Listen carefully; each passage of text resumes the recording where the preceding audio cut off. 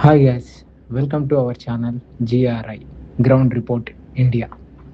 So ఈరోజు ముఖ్య అంశం వచ్చేసి మన డిప్యూటీ సీఎం శ్రీ పవన్ కళ్యాణ్ గారి గురించి బ్రీఫ్లీ అండ్ జనసేనలో అసలు ఏం జరుగుతుంది అండ్ ఎమ్మెల్యేల పట్ల పవన్ యొక్క రియాక్షన్ ఏంటి ఈ వీడియోలో కంప్లీట్గా డీటెయిల్గా తెలుసుకుందాం.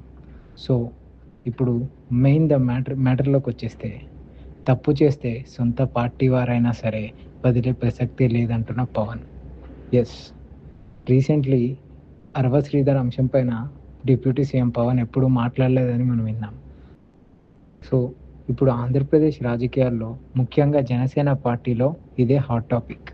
కోవూరు జనసేన ఎమ్మెల్యే అరవ శ్రీధర్ వ్యవహారంలో డిప్యూటీ సీఎం పవన్ కళ్యాణ్ తీసుకున్న సంచలన నిర్ణయం ఇప్పుడు కూటమి ఎమ్మెల్యేల గుండెల్లో రైళ్లు పరిగెత్తిస్తుంది. అసలు అరవ శ్రీధర్ విషయంలో పవన్ కళ్యాణ్ ఎందుకు అంత సీరియస్ అయ్యారు? జనసేన ఎమ్మెల్యేలకు పవన్ ఇచ్చిన లాస్ట్ వార్నింగ్ ఏంటి? ఈ వీడియోలో పూర్తిగా తెలుసుకుందాం. కూటమి ప్రభుత్వం అధికారంలోకి వచ్చిన తర్వాత పవన్ కళ్యాణ్ మొదటి నుంచి ఒకటే మాట చెప్తున్నారు: ప్రజాప్రభుత్వం, ఇక్కడ ప్రజాప్రతినిధుల పెత్తనం చలాయించడానికి వీల్లేదు.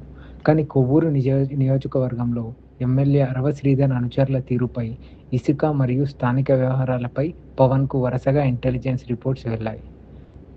దీనికి తోడు ప్రభుత్వ విప్ పదవికి అరవ శ్రీధర్ రాజీనామా చేయడం వెనుక తీవ్రమైన ఒత్తిడి పవన్ పెట్టారని, ఈ క్రమంలోనే పవన్ కళ్యాణ్ ఊహించని యాక్షన్ తీసుకున్నారు.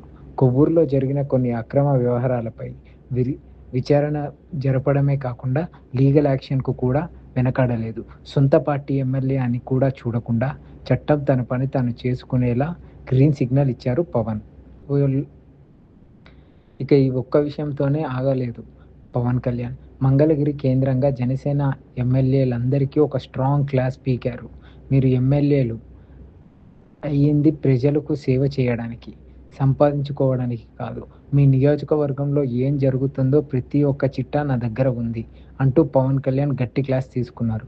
ముఖ్యంగా పోలవరం ఎమ్మెల్యే చిర్రి బాలరాజు లాంటి నేతల పనితీరుపై కూడా పవన్ తీవ్ర అసంతృప్తి నెలకొన్నారు. 4 వారాలు డెడ్లైన్ వివరించారు. మీ గ్రాఫ్ మారకపోతే మీరే మారిపోతారంటూ స్ట్రాంగ్ కౌంటర్స్ కూడా ఇచ్చారు.